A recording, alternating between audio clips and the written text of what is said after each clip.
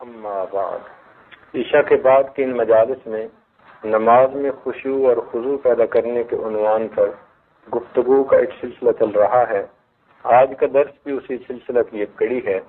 اس کا عنوان ہے وضو کرنا۔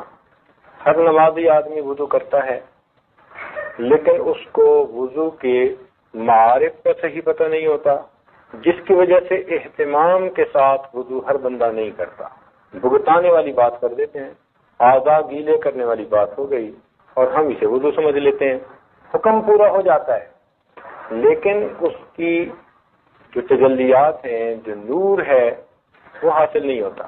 مسند احمد کی یہ روایت ہے، فرمایا مفاتیح الجنہ الصلاۃ، کہ جنت کی جو کنجیاں ہیں وہ نماز ہے، اور اسی میں فرمایا وہ مفاتیح الصلاۃ الطہور، اور نماز کی کنجیاں وہ طہارت ہے۔ تو گویا اس روایت میں فرمایا گیا کہ جنت کی کنجیاں نماز ہیں اور نماز کی کنجیاں طہارت ہے۔ اب طہارت کا ایک حصہ تو ہم نے گزشتہ کل پڑھ لیا، یہ بھی وضو کی طہارت کا ایک دوسرا حصہ ہے۔ تو آج ہم وضو کے بارے میں کچھ پڑھیں گے، کچھ بات چیت رہے گی۔ وضو نماز کا مقدمہ ہے، وضو نماز کا مقدمہ ہے۔ جتنا اہتمام سے انسان وضو کرے گا، اتنا ہی اہتمام سے نماز پڑھنے کی توفیق ہوگی۔ آپ ایک بندہ ایسا نہیں پیش کر سکتے کہ جو وضو تو اہتمام سے نہ کرتا ہو اور نماز اہتمام کی نصیب ہو جاتی ہو، یہ نہیں ہو سکتا۔ جن حضرات کو بھی نماز کا خشوع اور خضوع نصیب ہوا، ان لوگوں کا وضو بھی اسی کی مانند تھا۔ اسی لیے تو وضو عبادت ہے، اور اس وقت دنیا کی باتیں کرنے سے منع فرما دیا گیا۔ حدیث پاک میں آتا ہے، جو انسان دنیا کی باتیں کرتا ہے وضو کے دوران، اللہ رب العزت کی رحمت کی چادر اس سے ہٹا لی جاتی ہے۔ تو اس لیے وضو کے درمیان ہرگز دنیا کی باتیں نہیں کرنی چاہیے، عبادت سمجھ کے کرنا چاہیے۔ وضو پانی کے ساتھ کروایا گیا، اور بھی کسی چیز سے کروا سکتے تھے۔ اس کی وجہ یہ ہے کہ پانی آگ کو بجھاتا ہے، تو جب انسان پانی سے وضو کرتا ہے تو ان اعضاء پر اللہ تعالیٰ جہنم کی آگ کو بھی حرام فرما دیتے ہیں۔ جب آدمی کسی چیز کو دھوتا ہے نا، صاف کرتا ہے، تو اس کو پھر اچھی طرح چاروں طرف سے دھوتا ہے۔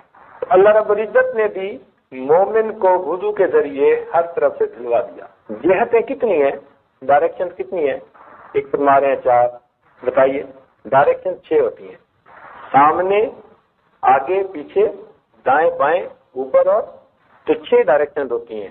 تو وضو میں انسان کو ہر سمت سے دھلوایا گیا۔ مثال کے طور پر چہرہ سامنے تھا، دھویا گیا۔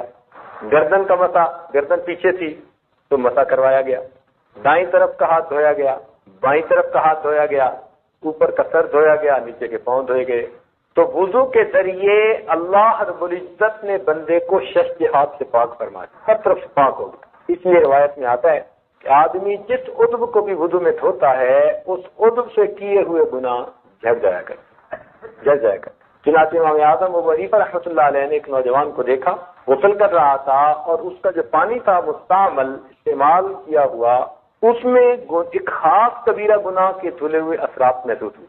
وہ نوجوان ملنے آیا، حضرت نے اس کو نصیحت فرمائی کہ تم زنا سے بچو، یہ کبیرہ گناہ ہے۔ اس نے توبہ کی، واقعی مجھ سے گناہ سرزد ہوا تھا، آج کے بعد میں اس گناہ کو کبھی نہیں کروں گا۔ اس واقعے کے بعد امام اعظم ابو حنیفہ رحمۃ اللہ علیہ نے وضو کے مستعمل پانی پر کو مکروہ ہونے کا فتویٰ دے دیا، تو اس میں گناہ جھڑتے ہیں نا، تو وہ پھر پانی مکروہ ہوتا ہے، اس کو دوبارہ استعمال نہیں کر سکتے۔ اسی لیے شریعت میں اپنے کپڑوں کو وضو کے پانی سے بچانے کا حکم دیا گیا کہ کپڑے بالکل پاک صاف رہنے چاہیے۔ بلکہ بعض مشائخ تو وضو کرتے ہوئے اور کپڑا استعمال کر لیتے تھے، اور نماز کے لیے مستقل صاف پاک علیحدہ چیز رکھتے تھے۔ تو اپنے کپڑے جتنے پاک ہو، اس لیے کہ پاک پروردگار کی بارگاہ میں حاضری ہے، جتنا انسان پاک ہوگا ظاہر سے اور باطن سے، اتنا ہی نماز میں اس کو اللہ تعالیٰ کا قرب نصیب ہوگا۔ تو وضو میں انسان نماز کے لیے تیاری کرتا ہے۔ آپ اگر غور کیجئے تو عام طور پر کام کرتے ہوئے جو اعضاء ننگے رہتے ہیں، کھلے رہتے ہیں، وضو میں ان کو دھلوایا گیا۔ 4 فرض ہیں وضو کے۔ چہرے کا دھونا فرض ہے، ہاتھوں کا کونیوں تک دھونا فرض ہے، پاؤں کا دھونا فرض ہے، سر کا بعض ائمہ کے نزدیک پورے سر کا، امام اعظم کے نزدیک چوتھائی سر کا مسح فرض ہے۔ تو یہ فرائض ہیں، اور عام طور پر کام کاج کے دوران یہی اعضاء کھلے رہتے ہیں۔ اب کھیتی میں جو آدمی کر رہا ہے کام، اس نے اپنی دھوتی یا شلوار اوپر چڑھائی ہوگی، مٹی کے اندر کام کر رہا ہوگا، اس کے بازو بھی یہاں تک کھلے ہوں گے، اور کئی مرتبہ اس کے سر پہ بھی ہو سکتا ہے کوئی چیز ہو، چونکہ وہ کسی کا کدال کا کام کر رہا ہے۔ تو جو اعضاء عام طور پر کھلے رہتے تھے ان کو نماز کے وقت دھونے کا حکم دیا گیا۔ شریعت کا حسن دیکھیے کہ پاکیزگی اور طہارت کا کتنا خیال رکھا گیا، اور انسان کو بے جا تکلیف میں بھی نہیں ڈالا گیا۔ یہ بھی تو ممکن تھا کہ ہر نماز سے پہلے غسل کا حکم دے دیتے۔